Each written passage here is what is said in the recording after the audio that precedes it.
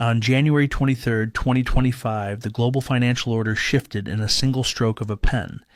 President Donald J. Trump signed an executive order establishing the world's first strategic Bitcoin reserve, a move the media celebrated as pro-innovation, pro-crypto, and pro-technology. Bitcoin surged to $100,000 within hours.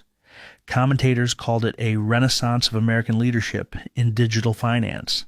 But behind the headlines, behind the market euphoria, something far more consequential was unfolding. This was not a cryptocurrency policy. It was a declaration of economic war.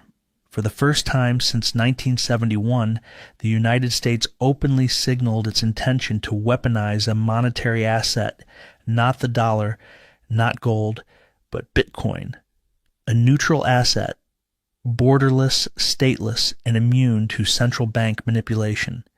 By placing Bitcoin inside America's strategic reserve framework, the executive order transformed Bitcoin into a geopolitical instrument, not a commodity, not a speculative asset, a weapon.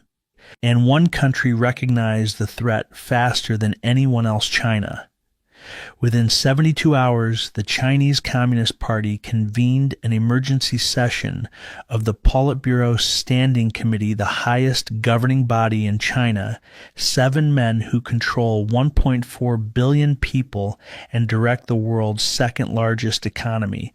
They did not meet to discuss Taiwan, the South China Sea, semiconductors, or trade. They met for one reason only: Bitcoin. Because in Beijing's eyes, Trump's executive order was not domestic regulation. It was a direct strike at China's monetary ambitions, a move designed to deny China an escape route from dollar dominance and prevent Beijing from using Bitcoin as a neutral bridge currency.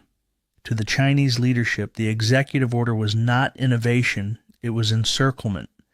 For decades, China has sought to weaken the dollar's global grip. They built swap lines, expanded the digital, yuan-hoarded gold, and cultivated BRICS. Yet none of these strategies could displace the dollar. Bitcoin, however, represented a new possibility, a path to bypass American financial power without demanding global trust in Chinese institutions.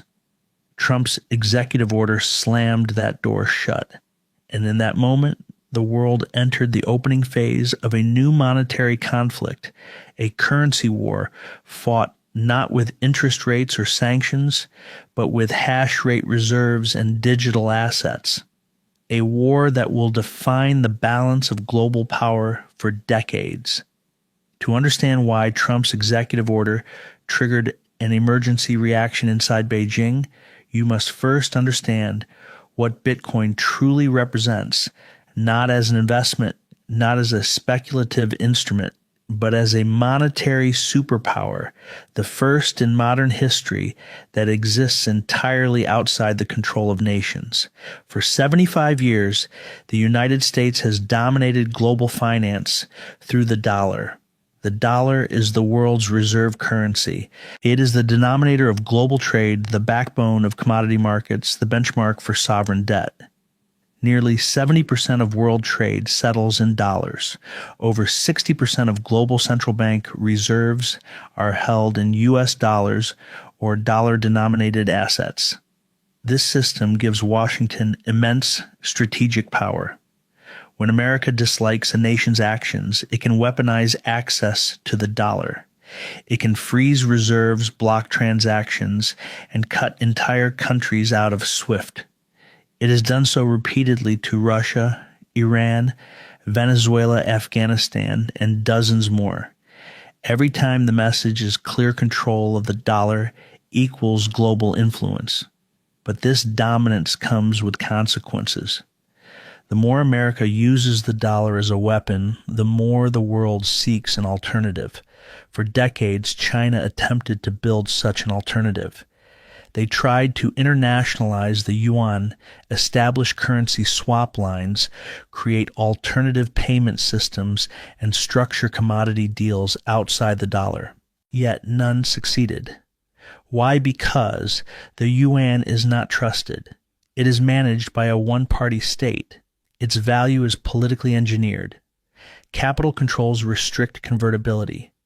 Investors know Beijing can and does intervene whenever it wishes. A currency controlled by a single party cannot become the world's reserve asset. Enter Bitcoin. Bitcoin is the first monetary asset in human history that no government controls, no central bank can print, and no military can seize if properly secured. It is not American. It is not Chinese. It is not Russian. It is not European. It is neutral mathematically, structurally, and politically. Its supply is fixed. Its rules cannot be manipulated. Its ledger cannot be altered. This neutrality is precisely what terrifies governments. To nations threatened by U.S. sanctions, Bitcoin represents an escape hatch. To countries seeking monetary sovereignty, Bitcoin offers a path free from Western control.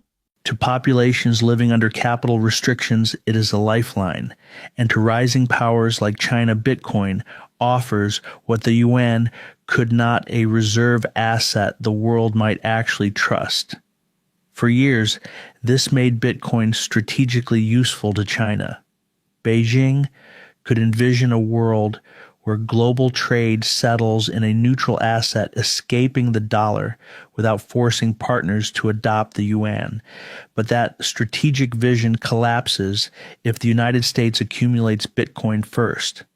If America becomes the dominant sovereign holder of Bitcoin, then Bitcoin loses its neutrality. It becomes, in effect, an American-controlled monetary rail, an extension of U.S. power, not a counterweight to it. This is the existential danger China sees. When Trump signed the executive order establishing a strategic Bitcoin reserve, he signaled the beginning of a global competition for control of the only asset capable of rivaling the dollar's influence. A competition China cannot afford to lose. To most Americans, Trump's executive order looked like an economic experiment, a bold attempt to modernize U.S. reserves and embrace digital innovation. But to China, it was a direct strategic threat, one with implications as serious as tariff sanctions or military encirclement. Beijing understood immediately that this was not technology policy. It was monetary warfare executed through a digital asset that China had once hoped would undermine American dominance. Why the alarm? Because the order revealed a critical detail. The United States intends to accumulate 1 million Bitcoin. 1 million Bitcoin is not a symbolic number. It is the amount required for the U.S. Treasury to control a meaningful share of the global supply, nearly 5% of all Bitcoin that will ever exist. If America reaches that threshold before China or BRICS nations mobilize, Bitcoin's neutrality disappears. It becomes a de facto extension of U.S. monetary power, much like the dollar and Treasury bonds today. Beijing knows this because they once had the advantage. Between 2015 and early 2021, China controlled up to 75% of global Bitcoin mining hash rate. They could have accumulated hundreds of thousands of Bitcoin quietly. Instead, they cracked down. They miscalculated. They believed Bitcoin was a threat to capital controls, not a tool of geopolitical power. Trump's executive order revealed that the United States sees what China overlooked. Bitcoin is the first monetary asset capable of challenging dollar hegemony, and therefore the first asset China could use to erode it. By declaring Bitcoin a strategic reserve, Washington effectively preempted China's long-term strategy. Beijing suddenly found itself cornered. If America dominates Bitcoin, then China loses the only neutral pathway to challenge the dollar-based order. Worse, Bitcoin could become an American hard asset, weaponized the same way Washington weaponized the dollar. This is why the Politburo Standing Committee convened an emergency meeting within 72 hours. They recognized the order for what it truly was, a preemptive strike, a move designed to 1. Block China from using Bitcoin to escape U.S. financial dominance. 2. Secure early control of the only asset immune to sanctions. 3. Force the world into a U.S.-centric Bitcoin standard. 4. Neutralize China's decade-long plan to internationalize the yuan. For Beijing, this was intolerable. If China allowed the United States to monopolize sovereign Bitcoin holdings, it would mean accepting permanent dollar supremacy dressed in digital clothing. The Communist Party concluded that they had no choice. They would have to respond, not symbolically, not diplomatically, but strategically and aggressively. Trump's executive order was the first shot. China is preparing the second. China's response to Trump's executive order is not rhetorical, symbolic, or experimental. It is structural, systemic, and national in scale. Beijing is mobilizing across 4 synchronized fronts: mining, strategic purchasing, digital currency redesign, Valien, Min Jia Chin, Tri Tao Than, Mo Chien Luok Dong Hop, Nhem Jam Bao Rang Bitcoin Kong Tro, Than Jak, Quien Du Tru Qua Hoa Kai. 1. The mining offensive hash power as national power. When China banned Bitcoin mining in 2021, the world assumed Beijing surrendered its influence. That assumption was wrong. The public mining industry left China, but state-controlled mining never stopped. It simply moved underground literally and politically. Units within the PLA Strategic Support Force continued mining through secure facilities in Xinjiang, Inner Mongolia, and Sichuan, routing hash power through foreign pools to mask location. These operations, small at first, expanded dramatically after Trump's executive order. Within weeks, state-owned power companies received internal directives authorizing strategic computational projects, a euphemism widely understood by provincial authorities. China is now deploying industrial-scale mining farms with subsidized electricity, direct governmental protection, optimized cooling and hydro infrastructure, no regulatory barriers. Their target is explicit control, 20-30% of global hash rate by 2026. At that level, China would mine roughly 140 BTC per day, over 50,000 per year. In 3 years, that becomes 150,000 additional sovereign Bitcoin. This is the counterbalance to the United States' reserve accumulation. Hash rate is China's artillery. 2. Strategic OTC acquisition. The quiet buying program. China holds the world's largest foreign exchange reserves, $3.2 trillion. Converting even a fraction of that into Bitcoin would disrupt markets, so China is buying through offshore OTC desks in Singapore, Hong Kong, and Switzerland. State-linked asset managers, sovereign wealth fund, subsidiaries, and energy conglomerates are purchasing Bitcoin through structured deals invisible to public markets. Intelligence sources suggest $50,000, $80,000 BTC already quietly acquired, a $30 billion authorization for further purchases, a multi-year target of 250,000, 300,000 BTC, combined with mining China, aims to reach 500,000 sovereign Bitcoin by 2028, half of America's 1 million target, enough to prevent U.S. monetary dominance. 3. The Bitcoin-backed digital yuan, a monetary weapon. China's digital yuan was once a surveillance tool. Now it is becoming a geopolitical weapon. The People's Bank of China has begun partially backing the ECNY with Bitcoin reserves. This changes everything. A Bitcoin-backed yuan becomes harder money than the US dollar, more attractive to sanctioned nations, an instant settlement currency without SWIFT countries that distrust China might still trust Bitcoin backing. This is how Beijing expands currency influence without asking the world to trust the Communist Party. It is monetary strategy through technological jujitsu. 4. BRICS coordination, a parallel monetary system. BRICS already represents 45% of the world's population and a third of its GDP. Now, under China's leadership, it is forming a BRICS Bitcoin Reserve, a collective strategic pool targeting 500,000 to 1,000,000 Bitcoin. This reserve backs BRICS settlement units used for trade among member nations. A soybean sale from Brazil to India no longer needs dollars. A gas shipment from Russia to China settles in BRICS units backed by Bitcoin. This is the first serious challenge to the dollar since Bretton Woods.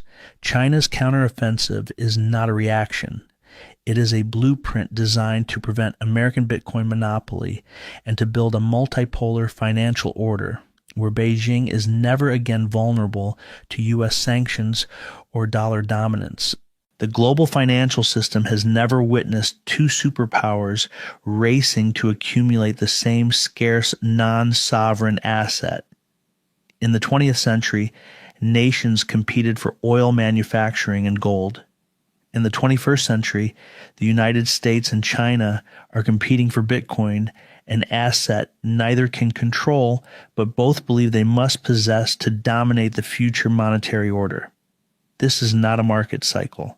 This is state-driven accumulation, and once it begins, it does not stop. 1. The U.S. strategy, a monetary gambit. Trump's executive order is not a domestic economic policy. It is a geopolitical move. By declaring Bitcoin a strategic reserve, the United States effectively signaled, say, it intends to control Bitcoin liquidity. It intends to shape future global settlement standards. It intends to preempt any alternative reserve system. It intends to weaponize Bitcoin alongside the dollar. Treasury analysts know that if the U.S. becomes the first nation to accumulate 1 million Bitcoin, it sets the rules. Bitcoin becomes a dollar-aligned asset, not a neutral global reserve. This is why the executive order triggered China's emergency meeting. From Beijing's perspective, America was attempting a digital Bretton Woods locking in global monetary dominance for another century. And China understands what happens when the U.S. controls the reserve asset. They live through it. 2. China's strategic response, breaking the monopoly. Beijing recognizes a simple truth. If Bitcoin becomes the global settlement asset, the first mover wins. China is determined not to let the United States dictate the rules again. Their response is threefold. A. Prevent American monopoly. China doesn't need more Bitcoin than the U.S. It only needs enough Bitcoin to ensure no single nation can dominate. B.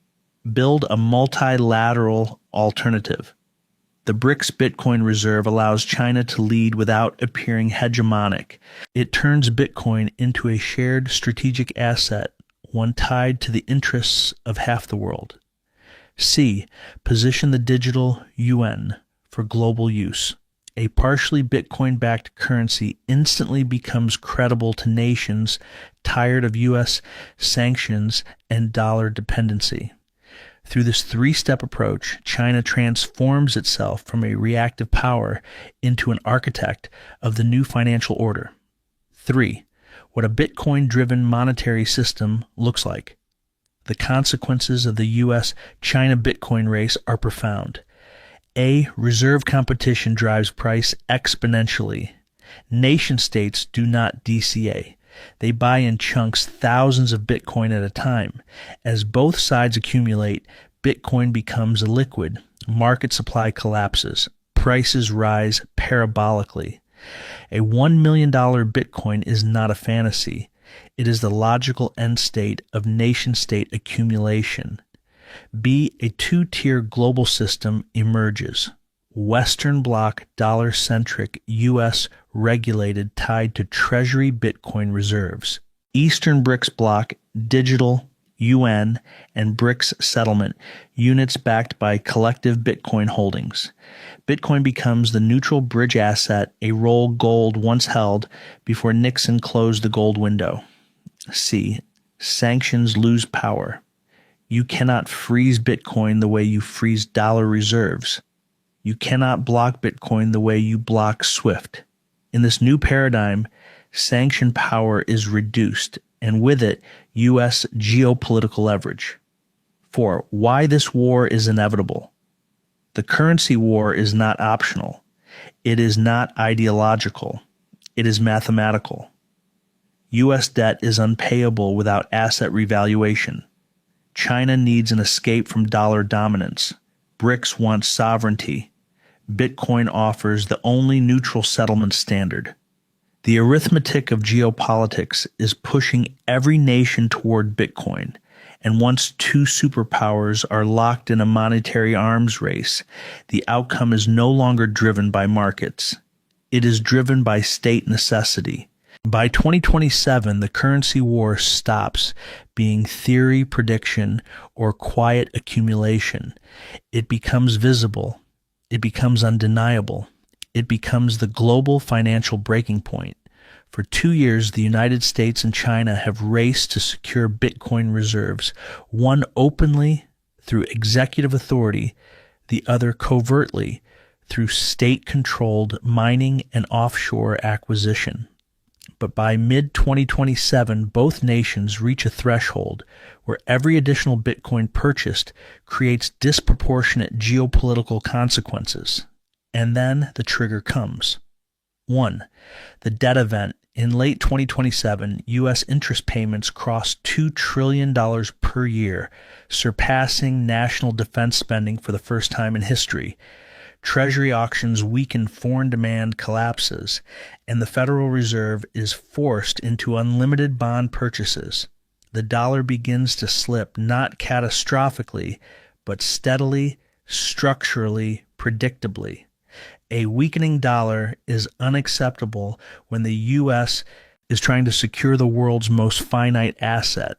So Washington accelerates the strategy.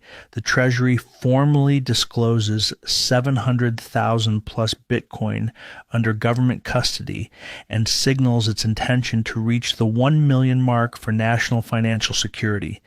Markets instantly understand what this means. The U.S. will buy at any price.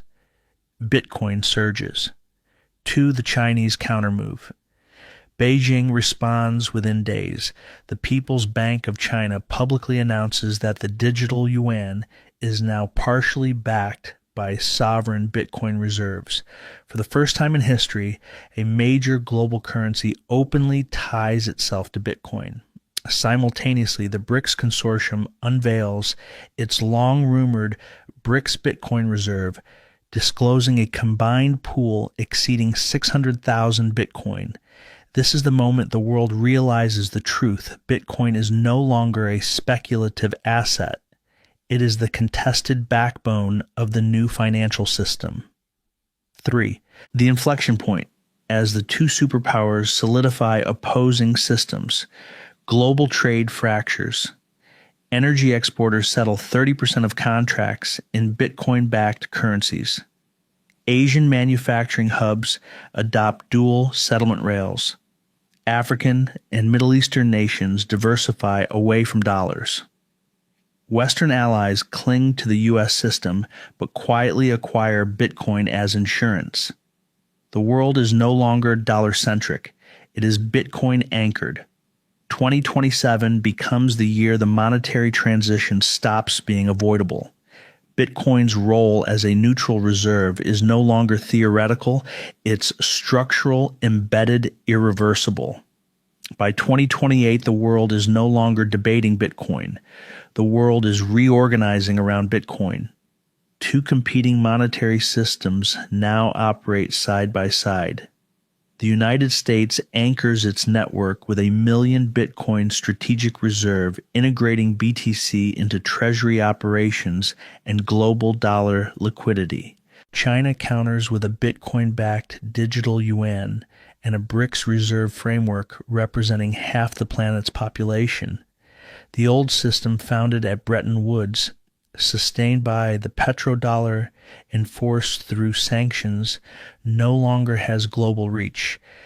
The new system, neutral, decentralized, mathematically limited, cannot be manipulated, censored, or monopolized.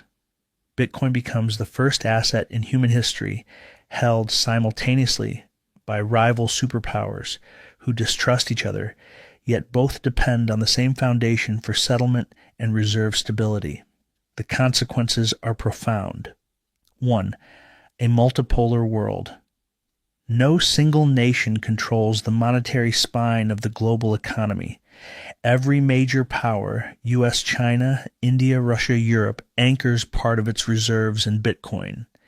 Geopolitical alliances still matter, but monetary coercion loses its dominance. Currency blocks form, but Bitcoin sits above them, all the neutral clearing layer that no army can seize and no government can inflate. 2. The end of the 20th century financial order. Treasuries, once the safest asset, are no longer the unquestioned global reserve. Central banks reduce dollar exposure not because they reject America, but because math forces diversification. Inflation can no longer be exported. Sanctions can no longer be imposed unilaterally. The privilege of printing the world's reserve currency dissolves. 3. The individual's advantage. For the first time in modern monetary history, individuals hold the same strategic asset as nation-states. A hardware wallet becomes a sovereign reserve. A private key becomes a form of geopolitical insulation. Those who recognize this early achieve generational advantage. Those who hesitated find themselves holding assets tied to weakening fiat regimes. 4. The final reality. The currency war ends not with victory, but with transformation. America fires the first shot. China escalates. BRICS organizes. And out of the conflict emerges a system neither side intended, a monetary order stabilized by a digital, permissionless, finite asset that no nation can dominate. Bitcoin becomes the settlement engine of a multipolar world. A new era begins.